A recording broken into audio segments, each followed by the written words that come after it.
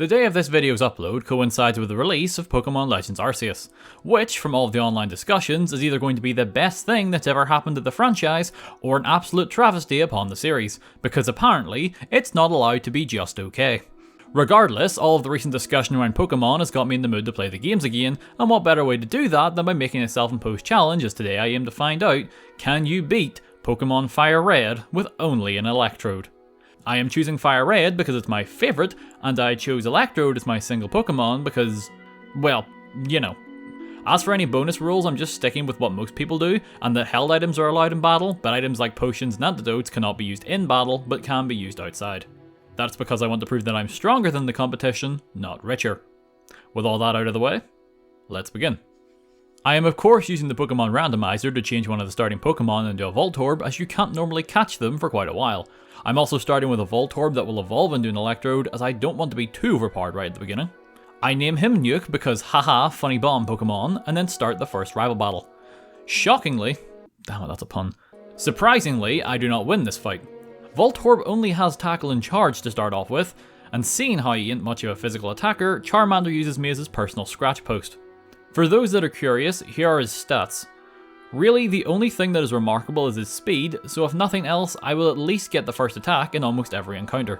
I wouldn't lose to my rival again, so I started the arduous task of grinding. Looking at what moves I can get by level up, I will at least want to be level 8 to unlock Screech for the optional rival battle. As for Brock, unlocking Sonic Boom at level 15 was pretty much mandatory, as due to his rock Pokemon's high defense, tackling them was going to get me nowhere. The beginning of the grind is painfully slow, as I can barely even take out low level Pidgeys and Rattatas and need to go back and heal after just about every fight. On the bright side, Screech does speed up the process quite a bit, as then I can two-shot most of them. After hitting level 13, I decide to throw myself with the first optional rival battle. Sure, I could have got 2 more levels for Sonic Boom, but I was getting sick of seeing the same 2 Pokemon over and over again. Screech ends up coming in clutch during the fight, as I'm able to lower the defenses of both his Pokemon, and thanks to getting oddly lucky, I don't miss too many of my moves, even though I was sand attacked multiple times. That's not to say it was an easy victory though. One more scratch or tackle from either of his Pokemon and I would have lost the fight. As I really don't want to spend all of my money on antidotes, I just chose to run away from all the wild encounters while in Viridian Forest. That being said, I really do want money and experience, so to that end, I just use Screech and Tackle to get my way through all the bug trainers pretty quickly, and I managed to hit level 15 and unlock Sonic Boom. As this is the only real move I can get right now that can reliably hurt Brock's Pokemon, I just bite the bullet and jump straight into the fight. And really, I couldn't have asked for a simpler battle. Geodude just defense curled, which obviously didn't affect the 2 Sonic Booms I used to kill him, and as for Onyx, sure he managed to land a Rock Tomb and lower my speed, but it still wasn't enough of a debuff to make him faster, and just like Geo did before him, it only took 2 booms to meet his doom. With my first badge in hand, I could finally start running places now that I had the appropriate footwear. Sonic Boom continued to make short work of all the would-be trainers on the way to Mount Moon, so at this point I was just raking in the experience. Better yet, in Mount Moon itself I managed to reach level 21 thanks to all the murder, and was able to learn Spark. This means I now know an actual good move to work with, as it has a base 65 power, plus the same type attack bonus I will get from it. After grabbing the Dome Fossil, which may as well be a paperweight in this run, I arrive in Cerulean and talk about a fast turnover. Attempting the rival fight first before facing off against Misty, and every single one of his Pokemon bar Abra is a one-shot sweep thanks to a critical on his Charmander. Not that Abra matters, as it has no offensive moves whatsoever. Feeling pretty confident after that fight, I then rapidly mash the A button through the Water Gym, as Spark continues to carry me for this portion of the game. Starmie was the only one who managed to tank a single hit, and to be fair, was able to hit just as hard in return with Water Pulse. But as we know by now, few things can outspeed this ball of death, so one more was enough to claim victory. Now, seeing how I'm pretty certain the game wants you to fight your way across Nugget Bridge and all the way to Bill before you attempt the second gym, these trainers cannot stand up to Nuke in the slightest. Speaking of Nuke, after cooking up some roasted rat, he hits level 27 and decides he wants to kill himself. Now, in any other playthrough, I would 100% take this move, as after all, it's quite literally where the profile picture comes from.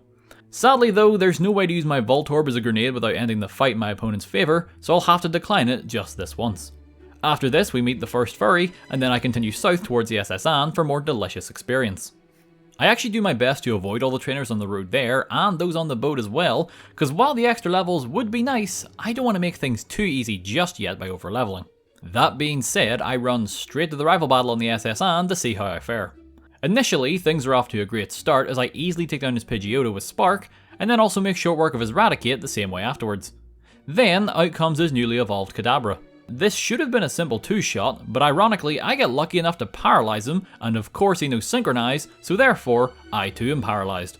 Before I take him out, he manages to land a Kinesis and a Confusion, meaning not only am I below half health, but I also have lowered accuracy. All of that combined with absolutely horrible paralysis luck means that his Charmeleon is very easily able to Ember me down. It's not a huge problem, in fact I've already thought of a way to get past the potential Synchronize a second time. Pidgeotto and Raticate go down the exact same as before, and then when Kadabra appears, I take the first turn to charge so that my Spark will have a bit more power behind it, and as usual, Kadabra goes for Disable first, which then just allows me to unleash a supercharged Spark that more than easily one-shots him, meaning I don't run the risk of him getting paralyzed either. All that leaves is Charmeleon, who goes down to 2 Sparks, winning me the fight. I then have a moment with the captain, and now it's off to see about getting the 3rd gym badge. Now you might expect that this would be a pretty easy badge to acquire, given the fact that I am just against other electric types, those being another Voltorb, a Pikachu and a Raichu. And usually you would be correct.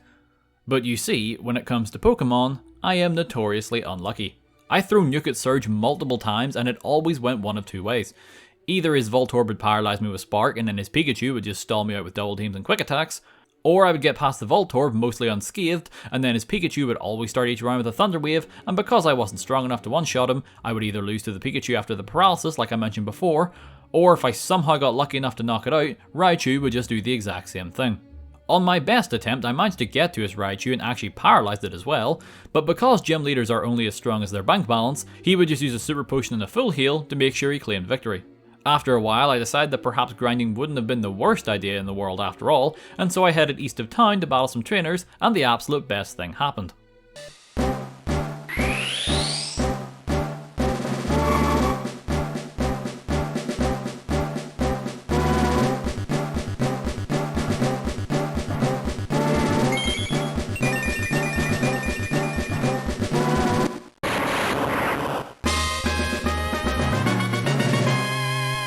After taking a brief look at Nuke's new stats, I figured it couldn't hurt to have another go, right?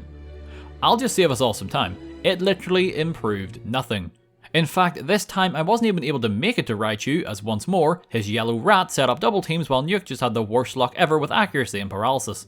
Since smashing my head against this wall wasn't working, I just grabbed the bike voucher to redeem that for now, and began heading towards Rock Tunnel to battle some trainers, as well as to grab this Cherry Berry, so that on my next attempt I could at the very least get past the Pikachu guaranteed. While on the grind, I hit level 34 and learnt Rollout. While Nuke's physical attack isn't the greatest, I really didn't have any better ideas at this point, and this coupled with the Cherry Berry meant that he could feasibly build up a pretty strong Rollout. With nothing left to lose, I headed back to Surge, and wouldn't you know it, Rollout absolutely sweeped his entire team. In fact, I didn't even need the berry either, as other than Voltorb, they didn't get a chance to fight back. For my victory, I get Shockwave, an electric move that never misses. The only downside is that it's weaker than Spark, so I won't use it just yet, but I have a feeling it might be necessary when I get to Koga, especially if his muck starts minimizing too much. The next hurdle was Rock Tunnel, because it has an overabundance of Pokemon that will probably be super effective against me, so to that end, I just spend all of my money on repels and just anti-social my way through the entire cave. The few mandatory trainer fights inside actually turned out to not be so troublesome after all, as I was able to put Rollout to good use once again. Once more, the trainers on the way to the next town, that being Celadon, are all relatively weak and not at all that interesting. I think from this point on I won't be bringing up normal trainers again, unless something out of the ordinary happens, like me not getting abused by status conditions for example. Once I arrive in Celadon, I am immediately reminded of the fact that I'll be facing Giovanni for the very first time shortly, so I decide to backtrack to Lavender Town and head south to Route 12 so I can get the TM for Return from this girl. For those that are unaware, Return's damage is based upon how much your Pokemon loves you. Normally, I'd say by this point that Nuke would be my best friend in the whole world, but seeing how many times he got knocked out by Lieutenant Surge, he may actually hate my guts. Now, while the initial idea for Return was to have something to stop Giovanni from steamrolling me until the end of time, it actually ended up coming in quite handy during my battle in Erica's Grass Gym. I also got access to Light Screen while I was here. When it comes time to face Erica, I get some good mileage out of Return, but because I'm apparently cursed, I get hit with a Stun Spore immediately that, long story short, ruins my first run at this gym. My Cherry Berry is long gone by this stage, so unless I want to go and grind, I may just have to try and get lucky. Next attempt, I decide I won't bother trying to set up a light screen and instead just go on the full out offensive, as well as having Nuke hold a Citrus Berry so we can stay in the fight for just a little bit longer. This actually ends up getting me the victory, albeit barely, as I just about managed to survive with only 3 hit points left. If I had even been stunned once more, the entire fight would have been for nothing. With 4 badges to my name, it's time to start hunting down the Mafia as I head into the rocket hideout underneath the game corner, and just spark and return my way through everyone that stands in my way. As for the first Giovanni fight, he leads off with an Onyx, so I just start building rollouts early, as I know he won't have anything that can do a lot of damage to me. It ends up taking all 5 stages of the rollout to take out the Onyx, but the fact that even worked gives me the idea to try it on Rhyhorn as well, as the return ends up not doing as much damage as I'd initially hoped. The rollouts end up making short work of Rhyhorn as well, thank god, and if it wasn't for Kangaskhan having Fake Out, it would have no doubt destroyed her as well. Not that it matters though, as she isn't a ground type, so 2 sparks are able to knock her out and get me the win. Now with the ability to Ghost Bust, I was about to head back to Lavender Town, but first I decided to turn all of my money into coins, and then play the slots in an attempt to get 4,000 coins so I could buy the TM for Thunderbolt from the game corner. It has 30 more power than Spark and an accuracy of 100. I know I should probably buy Thunder instead, but given my luck this run, I feel that the move would just never land, just so the game could continue to spite me. After spending far longer at the slots than I should have because it's not a Nerbit video if gambling doesn't find a way in somehow, I opted not to continue to tempt fate and made my way for the Pokemon Tower. The rival fight here can be attempted before you even take on Erica, so his team are still in the low to mid 20s, meaning Spark is still able to knock out most of his team without too much effort. What I was really afraid of here was the mandatory level 30 Marowak you need to fight before reaching Mr. Fuji at the top. Turns out its AI was having an off day though, as while it landed a boomerang that knocked me all the way down to a sliver, and could have easily finished me off mind you, it instead went for a pointless leer, which allowed me to get in 3 returns and knock it out. I'm not even going to pretend like that wasn't lucky as hell. The rockets at the top all go down to more sparks in return, and now I had the Pokeflute, meaning, with the green tea I picked up in Celadon off screen, I could pretty much head anywhere except Cinnabar Island. Before continuing on, I only just now realised that I could sell the TMs in my possession for more money, and wouldn't you know, it was just enough to afford the right amount of coins, and now I could get Thunderbolt. I also grabbed the 2 PP ups in Celadon to bump its power points from 15 up to 21. Rather than heading straight for the next gym, I instead returned to Route 12 to take Thunderbolt for a test drive on all of the unsuspecting fishermen. Needless to say, there is now an overabundance of fried fish on this side of Kanto.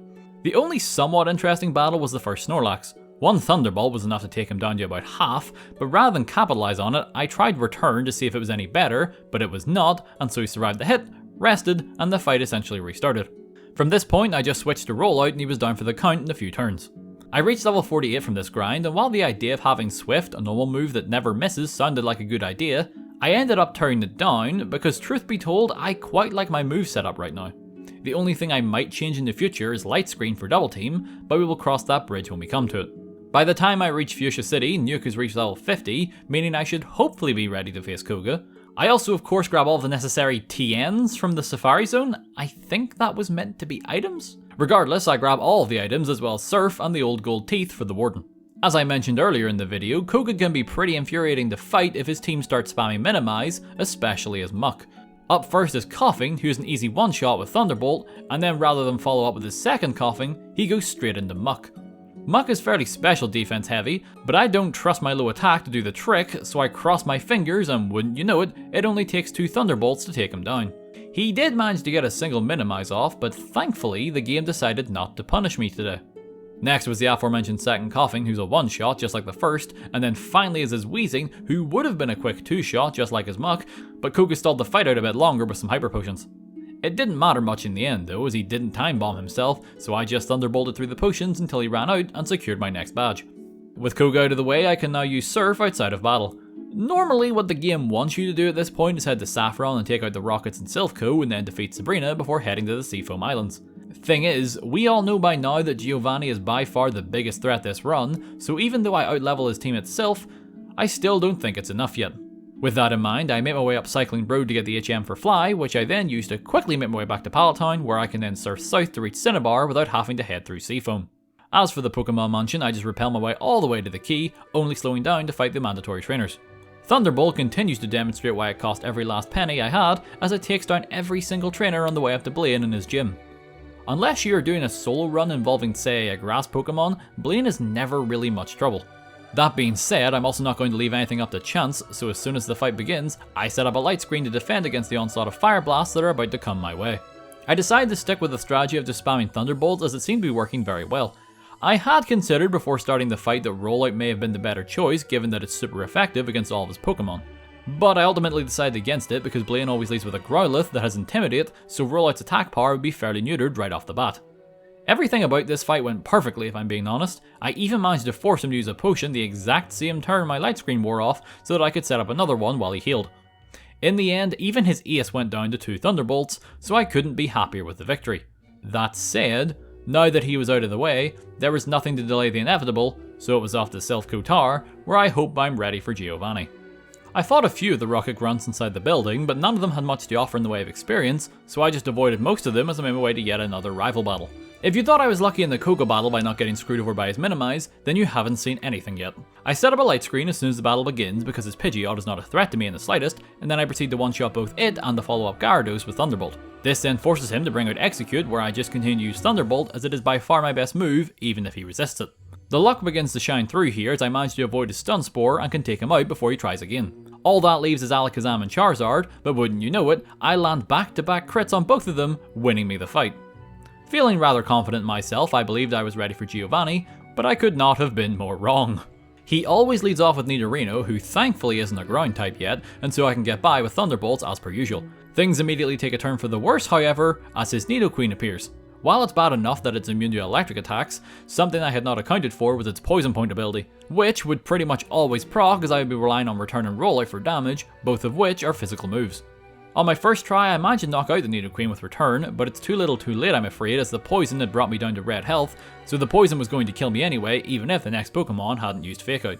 There was no way around it, I needed more levels for either damage or health. To that end, I quickly blazed through the fighting dojo, and I'm now 2 levels higher. Most of the attempts go the exact same as before, with me dying to poison right as Kangaskhan arrives. On one attempt though, I managed to make it to her with a decent amount of health, and could take her down with a single Thunderbolt and move on to Giovanni's last Pokemon, Rhyhorn. He may not be able to poison me like Nidoqueen, but his incredibly high defense guarantees my death as I can't knock him out fast enough before the poison gets me. After many failed attempts like this, I decided it's time to play dirty, by which I of course mean I replace Light Screen with Double Team. If I can't tank the hits, I can at least avoid them. While this works better for a time, once again, I can't escape the poison. Finally, after many attempts, I get a blessing in disguise. When I make it to his Nidoking after building up my double teams, she ends up body slamming me before I can attack her, which just so happens to result in me getting paralyzed. This is good because you can't have multiple status conditions at once, so as long as this is active, I cannot be poisoned and can use Return and Rollout to my heart's content without any repercussions. Nidoqueen still proved troublesome, as even with full evasion, she landed enough hits on me to bring me down to 9 hit points. I am able to take her out before she can finish the job, and then of course Kangaskhan is a one-shot with Thunderbolt, which just leaves Rhyhorn. I just use Return over and over again at this point. While the damage is obviously less than a built-up Rollout, Rollout's lower accuracy was not something I wanted to bet the rest of the fight on. I lucked out hard here, as Rhyhorn was more interested in lowering my already butchered speed instead of attacking me, which allowed me to just barely squeeze out the kill with Return, and I could finally be done with him. For about 10 minutes. One good or bad thing, depending on how you look at it, is that with all the grinding I had to do to take out Giovanni, I am more than a match for Sabrina's brittle team and one-shot sweep everything with Thunderbolt. That means I now have 7 badges, so it's back to Viridian where I have to jump straight back into another fight with Giovanni, whose ground types are now all more considerably powerful than they were before. I'm not going to mince my words here, this was hell. They beat me down so many times with earthquakes and poisons. I ended up removing Rollout at one stage and replaced it with Toxic just so I had something to counter its Rhyhorns, as well as making the big brain play of intentionally heading into Viridian Forest and getting paralyzed by a Pikachu so I wouldn't need to worry about poison. But in the end, none of it mattered, as his team would always find a way to hit me with Earthquake through my 6 double teams no matter what. There was nothing else that could be done, I just had to bite the bullet and grind like a madman. Usually when it comes to grinding FireRed, for me, I would tend to spend my time in Victory Road, as you would often be doing so to prepare for the Elite Four. That is, of course, not an option right now, so I had to improvise. First, I used the Versus Seeker on the Bikers and Cycling Road, as the ones with Weezings give some of the best experience gains for this point in the game. I then abused my electricity at the Seafoam Islands, as everything there is water and dies pretty fast to nuke. And finally, and where I end up spending most of my time, the Pokemon Mansion on Cinnabar Island. This is because, as even though the Pokemon there don't have the highest experience yields, it was right next to a Poke Center, so when I needed to heal, I could just walk right over and then be back to grinding within a few seconds. I also went and knocked out Zapdos and Articuno at this point to help. Honestly, they weren't even worth that much. After who knows how long, I managed to hit level 75, and after I set up my paralysis, I head back for another swing at the gym. While being immune from poison is certainly a plus, after a few attempts this way, I ended up just removing the paralysis as I just ended up missing most of my attacks with it. So once more I threw myself at the gym over and over again, each time falling to either poison or a couple of earthquakes that were unfortunate enough to make it through my double teams. The option was of course there to leave, grind, and then come back at a higher level, but I personally wanted to try and beat this run without hitting level 100 as I thought that would be a bit too overkill. With that in mind, I continued to throw myself against the wall over and over and over and over again until finally something happened. During this attempt, I was able to get past Rhyhorn without getting hit thanks to double team, and then could take down Dugtrio with a single return as he has horrible physical defense. This is when I would usually get walled by Nidoqueen's Poison Point, but this time, not only did it not proc, but I also took her down in one hit thanks to the luckiest crit in this run. The luck continued to hold out as I was then able to two-shot Nidoking without getting poisoned as well. All that was left now was his final Rhyhorn. This one-on-one lasted longer than I thought as Giovanni kept getting rid of Toxic with full heals, but he eventually ran out, and after multiple hours, I could finally be done with this gym. Before Victory Road there's another rival fight, but we're just going to breeze right past that as the only thing that he has that can hurt me is Rhyhorn. But I just use the exact same strategy I did on Giovanni to deal with him, and then the rest of the team gets to feel the might of Zeus. Like every cave or dungeon in this run, I just spam repel through Victory Road until I can make it to the Indigo Plateau. Now at level 77, it was time to face the Elite Four. Things are off to a fantastic start as most of Lorelai's Pokemon are also water types, and as such get one shot by Thunderbolt. The only part where it got a little hairy was when Jinx managed to put me to sleep and bring me down to red health with multiple ice punches. Fortunately, Nuke was able to wake up in the last possible moment and secure the victory. Next was Bruno, and my very first attempt was over in the blink of an eye as he managed to land two back-to-back earthquakes on me for a quick knockout. If I didn't need double team before, I definitely need it now. His two Onyxes are far too tanky for me to take down with just returns alone, so it's back to applying the cheese as I double team and toxic stall my way past both of these obnoxious rock snakes. As for Hitmonchan, Hitmonlee, and Machamp, well, the 6 double teams help me evade them too, of course, but unlike the Onyxes, I can actually use Thunderbolt on them for some much faster and stress-free knockouts. Honestly surprised that went as smooth as it did. I was quite worried about those Onyxes. Next was Agatha, and Thunderbolt continues to be the best investment I've made in a long time. None of her Pokemon resist electricity, so this should have been an easy first try sweep. I say should have because after taking out the first Gengar, I got way too cocky and never set up my double teams. This then led to her second Gengar landing a Hypnosis on me, and because I didn't wake up fast enough, she was able to take me down with Sludge Bombs. It's not a huge setback though, as on the very next attempt I set up a single double team, and then it becomes a Thunderbolt sweep across the whole team, bar me using a single return on Arbok so she wouldn't heal him. Last of the Elite Four is Lance the Dragon Trainer, and despite what my health bar might indicate, I was never really worried about this fight. Sure, his two Dragonairs resist Thunderbolt, but by this point it still does enough damage that I can still two-shot them regardless. Other than that, the rest of the team is pretty much a pushover. Now it was on to the final battle between me and Kaz. I won't sugarcoat this, the fight was physically impossible if I didn't stack double teams right from the get-go when Pidgeot was out. Every time I got past without them, as soon as Pidgeot went down, the newly evolved Rhydon would come out, and unlike before with Giovanni's team, this Rhydon is strong enough to one-shot me from full health with an Earthquake, regardless of whether or not it's a crit. To be honest, I wasn't even worried about the rest of his team, as they are no real different than the previous rival fight just before the Elite Four. It's just this Rhydon that continues to be the bane of my existence. Eventually, I got an attempt where I managed to build up a full 6 stack of double teams on Pidgeot, but in the process I got sand attacked 3 times. So, while I can one-shot Pidgeot easy enough, we are now all in this position where almost no one can hit each other. Because of this, it takes a while to get Rhydon down, but I get absurdly lucky as he never manages to hit the Earthquake, and I'm able to Toxic and return him straight to a much-deserved grave. Honestly, there was no other way that this fight was gonna go. Out comes Alakazam now, and I just start trying to land returns as I don't want to risk paralyzing him and getting synchronized. Plus, due to his low physical defense, even my pitiful attack power is able to hurt him a sizable amount. I managed to make him use up a full restore and then get 2 back-to-back returns for the knockout. Execute was just a slog due to us both doing nothing, but I eventually paralyzed him after wasting all of my returns and then got the kill shortly after. All that leaves is Gyarados and Charizard. Now, because the game is probably taking pity on me, I don't miss my next 2 Thunderbolts, which are both one-shots, taking out Kaz's team, entering the Hall of Fame, beating the game, and proving yes, you can indeed beat Pokémon FireRed with only an Electrode. Holy shit, I did not expect that to take as long as it did. Like, truth be told, before recording this run, I forgot just how limited Electrode's move pool was in Gen 3. Having nothing to deal with ground types was just the absolute worst. But that's why they are called challenge runs, I suppose. I hope all of you that have been asking for more Pokemon enjoy the run. It's weird how despite the fact my name and profile picture both come from two very personal Pokemon experiences, that I don't talk about the games more. Oh well, there's plenty of time for more Pokemon runs in the future, but as for right now, I have another run I need to go back to working on, one that has been very requested for a while now. Regardless, that's going to be the end of this challenge video. If you enjoyed what you saw, consider giving the video a like, and if you're interested in more challenges in the future, feel free to subscribe to try to have one of these videos out every week. My name is Nerbit, stay safe everyone, I'll see y'all in the next video.